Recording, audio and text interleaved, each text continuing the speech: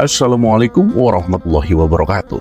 Semoga semua kebaikan terlimpah kepada kita semua. Amin ya rabbal alamin. Pada suatu hari di desa yang damai, seorang pedagang keliling datang menjual jimat keberuntungan.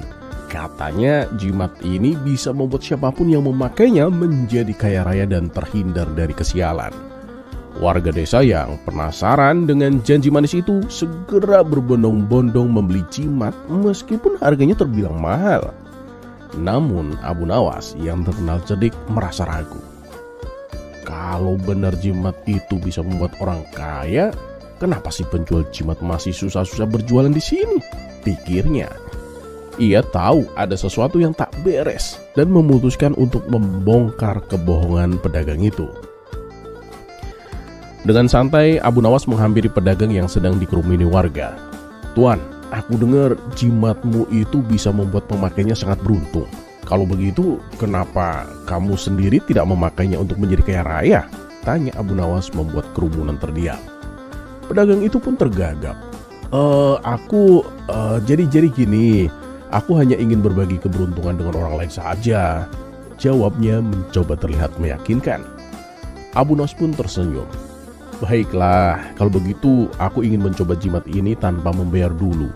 Kalau aku merasa beruntung, aku akan membelinya dengan harga 3 kali lipat, Tuan." Pedagang itu yang tak ingin kehilangan pelanggan pun setuju. Ia menyerahkan sebuah jimat kepada Abu Nawas. "Tapi ingat ya, kamu harus membayar jika merasa beruntung," katanya dengan nada sedikit mengancam. Dengan penuh percaya diri, Abu Nawas mengenakan jimat itu dan berkata kepada para warga, "Saudara-saudara, mari kita lihat keampuhan jimat ini. Aku akan membuktikan keberuntungannya sekarang juga." Abu Nawas memulai aksinya. Ia mendekati seorang pedagang buah yang dikenal baik hati dan sudah sering bekerja sama dengannya.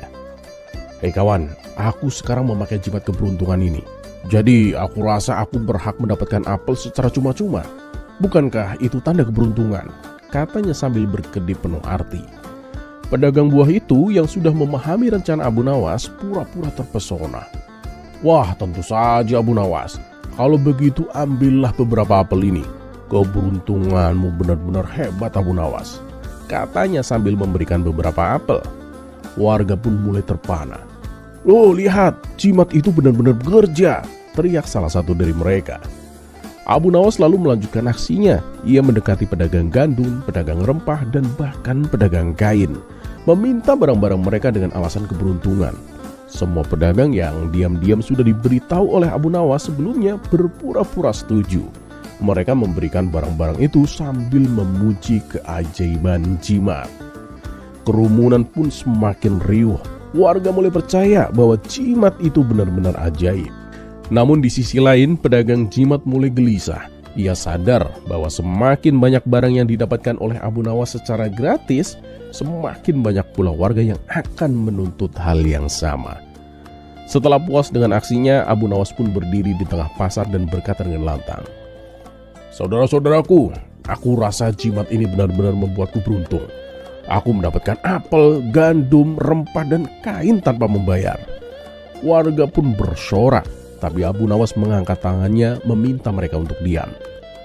"Tapi tunggu dulu, kenapa keberuntunganku ini hanya datang dari kemurahan hati para pedagang? Apakah keberuntungan ini benar-benar berasal dari jimat atau dari akal sehat dan kerjasama?" Warga pun mulai berpikir. Abu Nawas kembali melanjutkan, "Kalau keberuntungan itu berasal dari benda kecil ini, kenapa sih pedagang jimat masih harus berjualan? Bukankah ia seharusnya sudah kaya raya tanpa perlu repot-repot berjualan?" Semua mata beralih ke pedagang jimat yang wajahnya langsung memerah. Ia mencoba beralasan, tapi warga sudah menyadari kebohongannya. Mereka tertawa terbahak-bahak, menyadari bahwa mereka hampir kena tipu. Abu Nawas mengembalikan jimat itu kepada si pedagang dan berkata, "Terima kasih atas pinjamannya, Tuan. Tapi aku tak butuh jimat untuk keberuntungan. Keberuntungan sejati datang dari akal sehat, kerja keras, dan kebaikan hati." Pedagang jimat itu pun segera mengemasi barang-barangnya dan pergi dengan tergesa-gesa, malu dengan kebohongannya yang terbongkar. Warga desa yang awalnya percaya pada jimat, kini belajar untuk tidak mudah tergoda oleh janji-janji manis yang palsu. Dan seperti biasa, Abu Nawas berhasil mengajarkan pelajaran penting dengan cara yang cerdik dan kocak.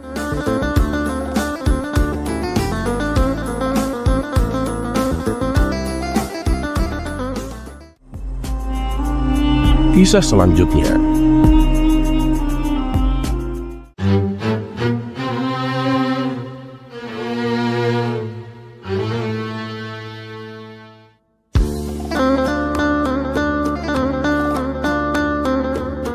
Abu Nawas memang seringkali memberikan pelajaran yang berharga hanya melalui cara yang sederhana. Seperti di kisah-kisah sebelumnya, di mana Abu Nawas berhasil mengungkap menteri yang berkhianat hanya dengan bermodalkan sorbannya yang kusam dan berbau apek. Begitu pula saat Abu Nawas mengungkap misteri di balik pencurian yang marak terjadi. Ia berhasil menemukan pelakunya hanya bermodalkan kayu.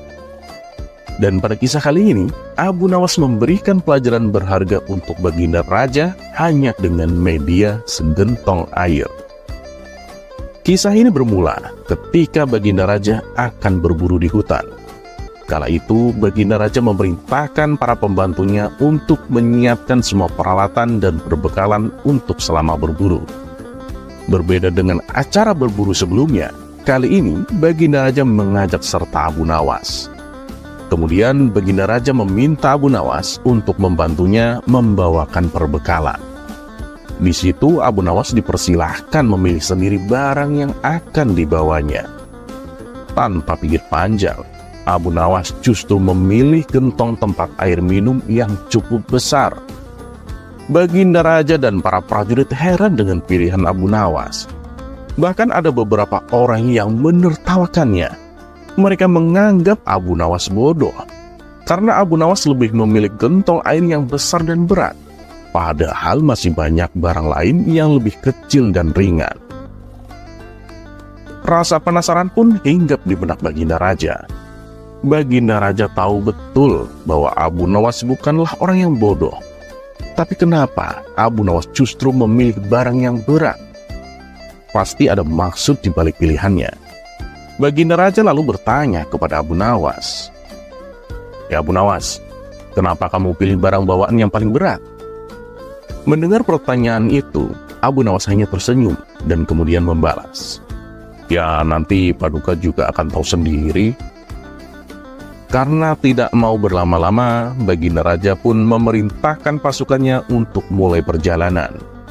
Selama perjalanan, tentu saja Abu Nawas menjadi orang yang terakhir. Ia berjalan paling belakang karena beratnya membawa gentong air. Tetapi perjalanan yang lumayan jauh mengharuskan rombongan berhenti untuk istirahat sejenak. Di saat itulah mereka membutuhkan air untuk menghilangkan rasa dahaganya. Tentu saja Abu Nawas menjadi orang yang paling dicari, karena Abu Nawas yang membawa perbekalan air minum. Setelah perjalanan dilanjutkan, gentong air yang dibawa Abu Nawas mulai berkurang isinya dan menjadi lebih ringan. Abu Nawas pun tak lagi berjalan di belakang. Ini ia berjalan di tengah-tengah para rombongan. Setelah istirahat kedua, ketiga, dan seterusnya, gentong air yang dibawa Abu Nawas pun semakin berkurang. Sampai kemudian gentongnya kosong sama sekali. Karena gentongnya yang berisi air sudah kosong, tentu saja Abu Nawas meninggalkannya. Sehingga Abu Nawas pun bisa berjalan di samping Baginda Raja di barisan terdepan. Melihat hal itu, Baginda Raja Harun ar-Rasyid tersenyum. Kini Baginda Raja telah mendapatkan jawaban atas pertanyaan yang diajukan sebelum berangkat itu. "Kamu memang cerdik, Abu Nawas," ujar Baginda Raja dalam hati.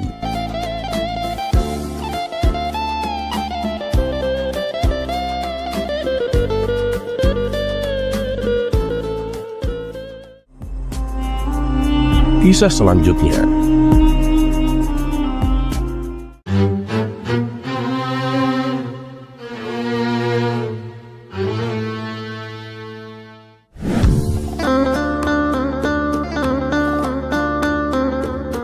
Akhir-akhir ini kita dihebohkan dengan permasalahan yang belum berujung, yaitu masalah etika.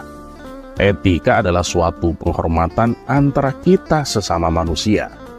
Yang muda menghormat dan patuh kepada yang lebih tua, dan yang tua menghargai dan menyayangi kepada yang muda. Seandainya itu dijalankan, alangkah indahnya kita hidup dalam bermasyarakat. Dan tentang etika ini bukan hanya ada di zaman-zaman sekarang saja. Bahkan di zaman Abu Nawas tentang masalah etika juga menjadi pembahasan yang menarik antar ulama pada masa itu. Di kisah kali ini, kita akan diceritakan tentang kocaknya Abu Nawas ketika mendapat teguran tentang etika dari seorang ulama. Berikut kisah lengkapnya. Dikisahkan ada seorang ulama sufi yang terkenal akan sifat bijaknya. Setiap kali ia memutuskan suatu masalah, selalu dipikirnya matang-matang. Bahkan untuk bicara pun, ia senantiasa berhati-hati. Jangan sampai ada kata-kata yang membuat sakit hati lawan bicaranya. Dan ternyata sang sufi ini kurang setuju dengan cara berpikir Abu Nawas ketika menyelesaikan permasalahan. Ia menganggap apa yang dilakukan Abu Nawas meskipun tujuannya baik, tapi ada saja pihak yang tersakiti hatinya. Dan ini sangat berlawanan dengan cara berpikir sang sufi. Ketika suatu hari Baginda Raja mendengar tentang sosok sang sufi yang bijak ini, beliau sangat tertarik dan ingin mengangkatnya sebagai penasehat istana. Maka diajaklah Abu Nawas untuk menemani Baginda Raja menemui sufi tersebut. Dan singkat cerita, sampailah mereka berdua di rumah sang sufi. Kebetulan saat itu hujan turun sangat lebat, sehingga suasana terasa dingin. Lalu sang sufi mengajak tamu-tamunya itu duduk di sebelah api unggun di dalam rumahnya untuk menghangatkan badan. Di hadapan sang sufi, Baginda Raja meminta suatu pituah tentang bagaimana seharusnya bersikap sebagai seorang raja. Lalu sang sufi memberi beberapa nasihat. Paduka, meskipun Paduka adalah raja yang adil, tapi Paduka juga harus menjaga lisan saat bertutur kata. Kalau Paduka hendak membicarakan sesuatu, pakai dulu otak, pikirkan dengan matang. Setelah itu, baru katakan dengan kalimat yang baik dan benar.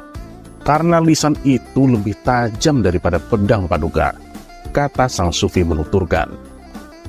Mendengar itu, Baginda Raja sangat terkesan dengan pribadi sang sufi yang selalu berhati-hati di setiap tindak tanduknya. Di sela-sela obrolan yang serius itu, tiba-tiba Abu Nawas bercelutuk.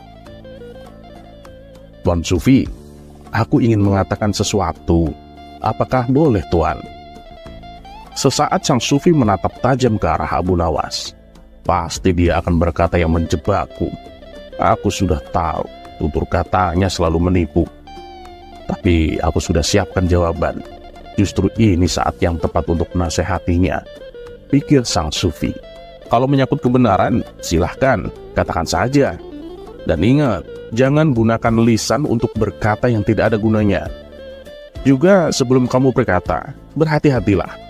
Gunakan kalimat yang benar dan baik, agar lawan bicaramu tidak sampai sakit hati, kata sang sufi menasehati. Oh tentu Tuan, ini menyangkut suatu kebenaran, ujar Abu Nawas. Bagus, silakan, apa yang ingin kau katakan, ucap sang sufi. Tuan Sufi, sebelumnya mohon maaf Tuan, aku melihat ada benda berwarna merah mendekati baju Tuan, kata Abu Nawas memberitahu. Benda warna merah? Maksudnya? Tanya sang sufi. Maaf Tuan, bukannya saya lancang.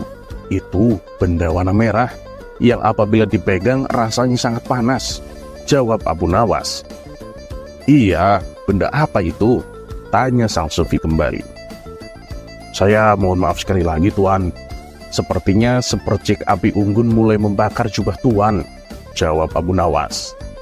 Seketika itu sang sufi melihat jubah yang sebagian sudah hangus terbakar. Kenapa kamu tidak langsung memberitahuku? Jangan berkata bertele-tele seperti itu, kata sang sufi merasa geram. Loh Tuan, ini kan sesuai dengan nasihat Tuan. Aku harus berpikir dulu sebelum mengatakannya. Aku tak ingin Tuan sampai sakit hati mendengarnya, balas Abu Nawas cengengesan. Sang sufi segera melepaskan jubahnya dan memadamkan api yang menempel. Sementara Baginda Raja spontan tertawa melihat tingkah Abu Nawas ini.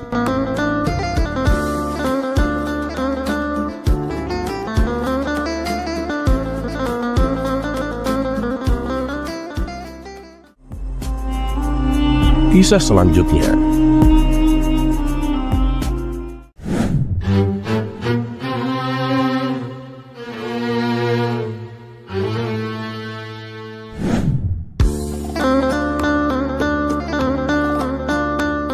Jika kita adalah orang yang merasa terganggu dengan adanya orang yang tidak suka dengan kita, merasa dikucilkan, tak dihargai, dan lain sebagainya. Sampai-sampai pikiran kita lelah penuh dengan pertanyaan, kenapa mereka membenci kita? Apa salah kita? Dan kita berusaha mati-matian agar orang tersebut suka dengan kita. Maka kisah Abu Nawas yang kali ini akan sangat bermanfaat dan menjadi pencerahan. Berikut kisahnya. Abu Nawas mempunyai sahabat karib dari kecil. Ia bernama Sarmun. Tetapi karena suatu hal, Abu Nawas dan Sarmun sudah jarang bertemu. Hingga suatu ketika, Abu Nawas merasa perlu mengunjungi sahabat lamanya itu.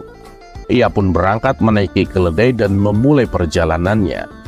Setibanya di sana, Abu Nawas mendapati sahabatnya duduk seorang diri. Kemudian Abu Nawas menghampirinya. "Assalamualaikum, Sarmun. Apa kabar, kawan?" sapa Abu Nawas.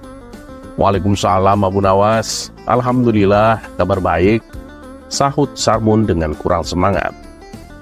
Mendapati sahabatnya itu kurang semangat, Abu Nawas menyadari kalau Sarmun sedang dirundung masalah yang sangat membebani pikirannya, sampai-sampai menghilangkan rasa bahagia yang biasanya ia tunjukkan ketika Abu Nawas datang. "Kenapa kamu, kawan? Ada masalah apa?" tanya Abu Nawas. "Gak apa-apa, Abu Nawas, aku baik-baik saja," jawab Mang Sarmun. "Sudahlah, jangan bohong padaku. Aku hafal sifatmu. Ada masalah apa kamu? Ceritalah padaku," desak Abu Nawas. Mang Sarmun lalu menceritakan peristiwa yang tengah dialaminya. "Gini Abu Nawas, aku dikucilkan sama teman-temanku. Mungkin karena aku miskin, jadi mereka enggan berkawan denganku," kata Mang Sarmun mengeluh. "Ah, itu hanya perasaanmu saja. Kamu jangan suka minder begitulah," tutur Abu Nawas. "Bener kok Abu Nawas, mereka memang mengucilkanku. Setiap kali aku datang di perkumpulan mereka langsung pergi meninggalkanku," ujar Mang Sarmun. "Memangnya semua kawan yang kamu kenal bersikap seperti itu padamu?" tanya Abu Nawas. "Gak juga, Abu Nawas.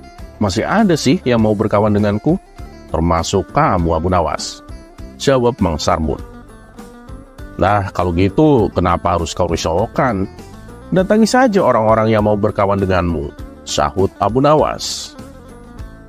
"Tapi Abu Nawas, aku kan ingin berkawan dengan semua orang," timpal Mang Sarmun.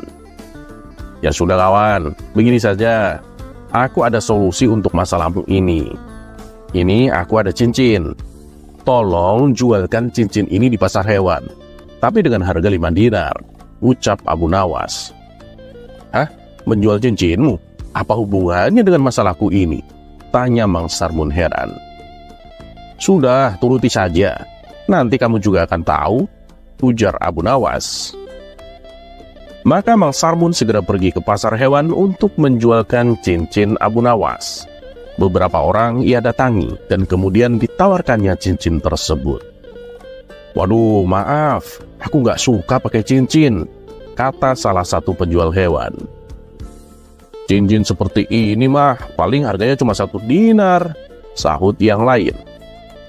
Karena harganya tak sesuai dengan permintaan Abu Nawas, Mang Sarmun lalu kembali pulang dan menemui Abu Nawas. "Gimana kawan, laku cincinnya?" tanya Abu Nawas. "Gak ada yang mau beli, Abu Nawas. Kalaupun ada yang minat, mintanya dengan harga 1 dinar, jawab Mang Sarmun. "Wah, murah sekali ya nawarnya. Yaudah, sekarang coba kau tawarkan kepada toko penjual pakaian," pinta Abu Nawas. Mang Sarmun segera menuju toko pakaian yang ada di kota. Sesampainya di sana, ia pun menawarkan cincin Abu Nawas dengan harga 5 dinar. Waduh, nggak salah. Cincin seperti ini paling harganya 2 dinar, ucap si pemilik toko pakaian. Beberapa kali menawarkan kepada orang yang berbeda, dan semua menawar dengan harga di bawah 5 dinar. Mang Sarmun pun lalu kembali pulang dan tidak jadi menjualnya. Gimana kawan, laku nggak dengan harga 5 dinar? Tanya Abu Nawas. Enggak Abu Nawas, semua mintanya cuma 2 dinar, jawab Mang Sarmun. Baiklah kawan, ini yang terakhir. Sekarang coba kamu datangi toko penjual barang antik dan tanyakan harga cincin itu, pinta Abu Nawas. Kembali, Mang Sarmun langsung bergegas mendatangi toko penjual barang antik. Maaf tuan, saya mau menjual cincin ini. Kira-kira berapa ya harganya? Tanya Mang Sarmun sembari memberikan cincinnya. Si pemilik toko tampak mengamati dengan seksama cincin yang diberikan Mang Sarmun. Dari mana kamu mendapatkannya? Cincin ini sangat langka. Batunya bukan dari batu sembarangan. Jual aja padaku. Aku beli dengan harga 5.000 dinar, ucap si pemilik toko. Mendengar penawaran si pemilik toko, Mang Sarmun kaget bukan main. Bener nih tuan, 5.000 dinar. Ya dah, aku jual, balas Mang Sarmun dengan penuh semangat. Setelah transaksi selesai, Mang Sarmun pulang dengan membawa uang 5.000 dinar. Dan sesampainya di rumah, Mang Sarmun langsung menemui Abu Nawas. Abu Nawas, cincinmu laku 5.000 dinar. Heran aku, mungkin si pemilik toko itu bodoh ya Abu Nawas, ujar Mang Sarmun. Bukan bodoh kawan, justru dia itu pintar. Dia tahu kelebihan cincin tersebut. Jadi begini kawan, ketika cincin itu kamu tawarkan kepada orang yang tidak tepat, maka mereka akan meremehkan dan mengacuhkannya. Begitu juga dengan masalah yang sedang kamu alami. Kalau kamu berkumpul dengan orang yang tidak tepat, maka mereka akan meremehkanmu. Tapi kalau kamu berkumpul dengan orang yang tepat, maka mereka akan menghargaimu, dan kedatanganmu akan selalu dirindukan. Dan ada satu hal lagi yang harus kamu perhatikan. Berkawanlah dengan orang yang menghargaimu, bukan dengan orang yang membutuhkanmu.